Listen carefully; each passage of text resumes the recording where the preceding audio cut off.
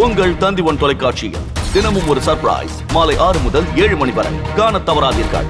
தென்காசி அரசு தலைமை மருத்துவமனையில் கொளுத்தும் வெயிலில் மாற்றுத்திறனாளி ஒருவர் தவழ்ந்து வந்ததை அங்கு ஆய்வுக்கு வந்த ஆட்சியர் கண்டு கலங்கி உடனடியாக மருத்துவமனை நிர்வாகத்தை கண்டித்தார்.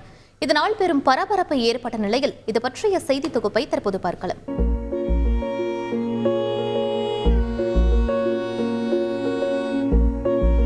அனலாய் கொளுத்தும் வெயிலில் குடைப்பிடிக்காமல் நடந்து செல்வதை நினைத்தாவது பார்க்க முடியுமா?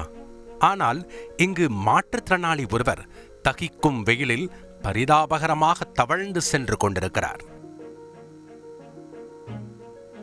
தென்காசி மாவட்டம் சுரண்டையைச் சேர்ந்தவர்தான் இந்த 44 வயது முருகேசன். மாற்றுத்திறனாளி முருகேசனுக்கு உறவென சொல்லிக்கொள்ள யாரும் இல்லை. சுரண்டை நகர் பகுதிகளில் மனு எழுதி கொடுப்பதன் மூலம் வரும் வருமானத்தில்தான் சோறு.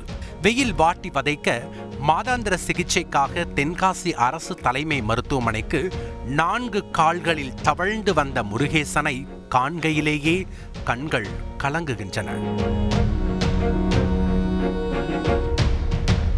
மாற்றுத்திறனாளிகளுக்கான இருசக்கர வாகனத்திற்காக மாவட்ட மாற்றுத்திறனாளி அலுவலகத்தில் 8 முறை மனு அளித்தும் எவ்வித பயனும் இல்லை என சலித்துக் கொண்டார் முருகேசன். 8 மனு கொடுத்துருக்கேன், ஸ்கூட்டிக்கு மட்டும் 6 லாக் ஆயிருக்கு. 2 அப்ளிகேஷன் வெயிட்டிங் வச்சிருக்காங்க. என்ன சொல்லுதாங்க கேட்டா இந்த பொறுங்க இப்படி சொல்லி தட்டி கழிச்சுட்டே இருக்காங்க.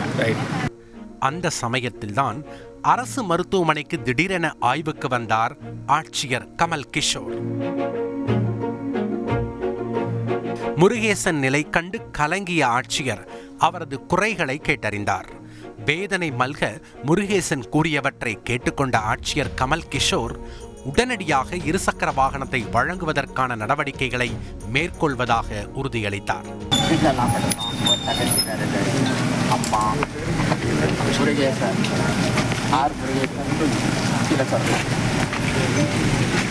அத்துடன் மருத்துவமனை நிர்வாகத்தை கடுமையாக கண்டித்ததுடன் உடனடியாக பேட்டரி வாகனத்தை வரவழைத்து முருகேசனை பேருந்து நிலையம் வரை அழைத்துச் சென்று விடுமாறு அறிவுறுத்தினார்.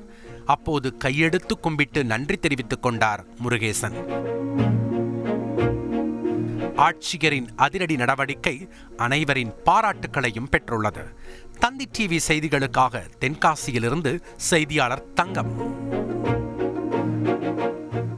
உங்கள் தந்தி1 தொலைக்காட்சியில் தினமும் ஒரு சர்ப்ரைஸ் மாலை 6 முதல் 7 மணி வரை காணத் தவறாதீர்கள்.